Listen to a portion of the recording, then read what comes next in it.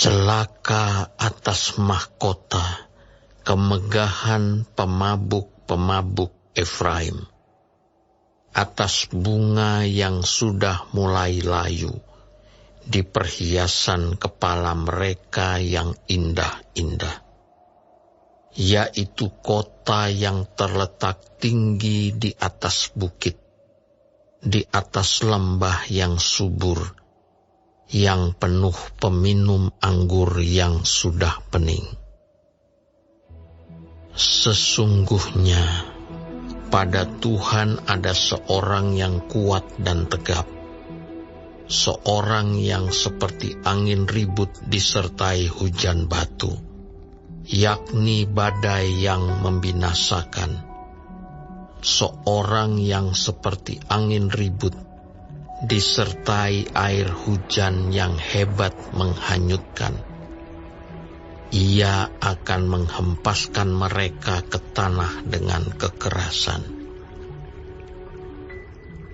Mahkota kemegahan pemabuk-pemabuk Efraim itu akan diinjak-injak dengan kaki, dan bunga yang sudah mulai layu di perhiasan kepala mereka yang indah-indah itu, yaitu kota yang terletak tinggi di atas bukit, di atas lembah yang subur.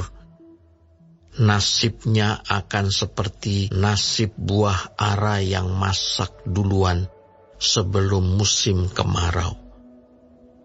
Baru saja dilihat orang, terus dipetik dan ditelan.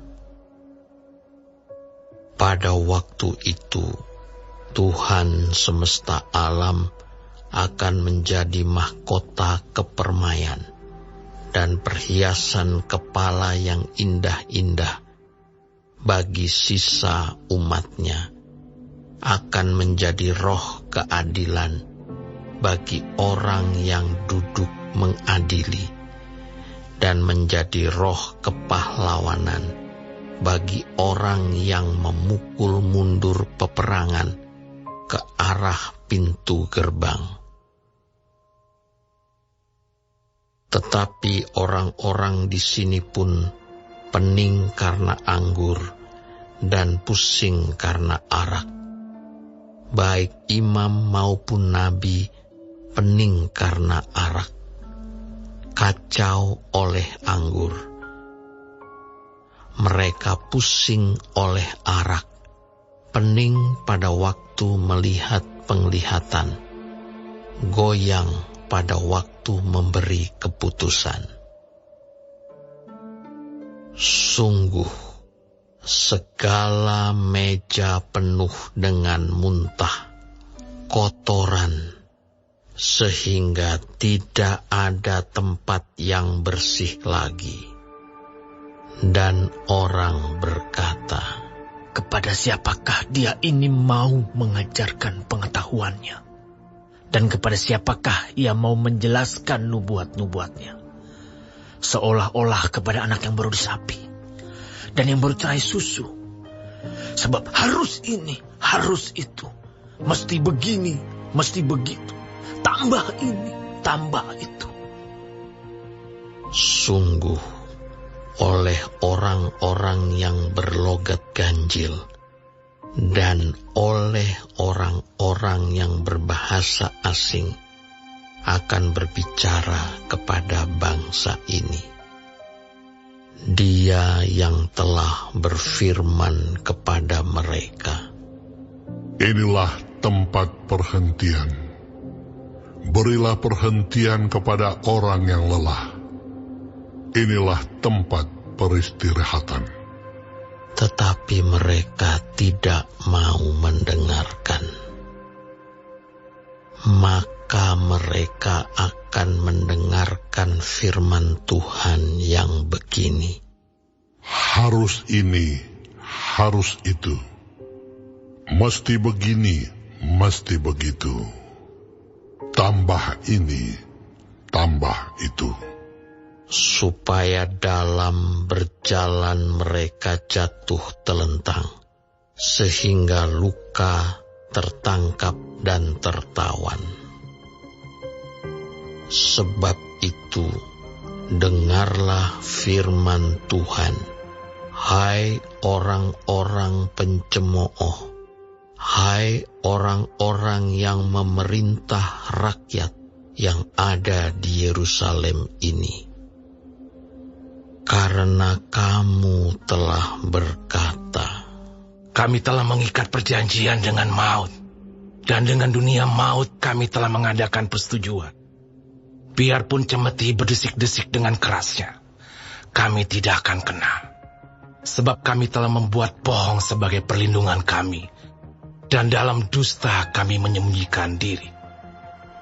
Sebab itu, beginilah firman Tuhan Allah. Sesungguhnya, aku meletakkan sebagai dasar di Sion sebuah batu. Batu yang teruji, sebuah batu penjuru yang mahal, suatu dasar yang teguh. Siapa yang percaya tidak akan gelisah. Dan aku akan membuat keadilan menjadi tali pengukur, dan kebenaran menjadi tali sipat. Hujan batu akan menyapu bersih perlindungan bohong, dan air lebat akan menghanyutkan persembunyian. Perjanjianmu dengan maut itu akan ditiadakan, dan persetujuanmu dengan dunia orang mati itu tidak akan tetap berlaku.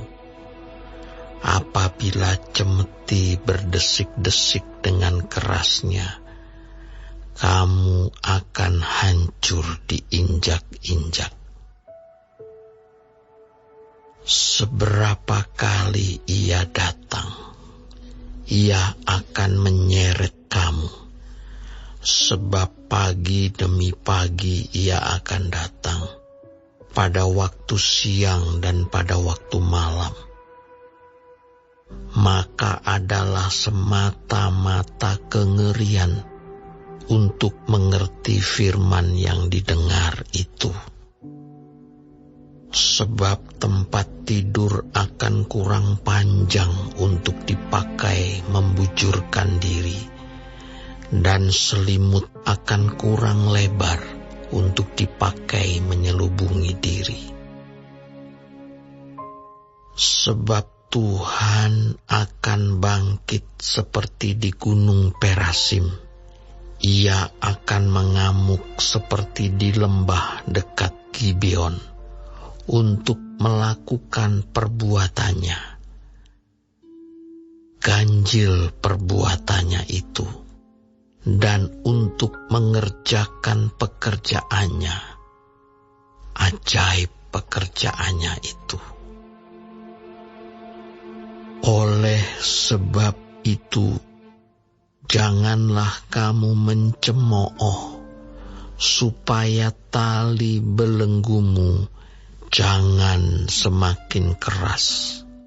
Sebab ku dengar tentang kebinasaan yang sudah pasti datang dari Tuhan Allah semesta alam atas seluruh negeri itu. Pasanglah telinga dan dengarkanlah suaraku. Perhatikanlah dan dengarkanlah perkataanku. Setiap harikah orang membajak, mencangkul, dan menyisir tanahnya untuk menabur?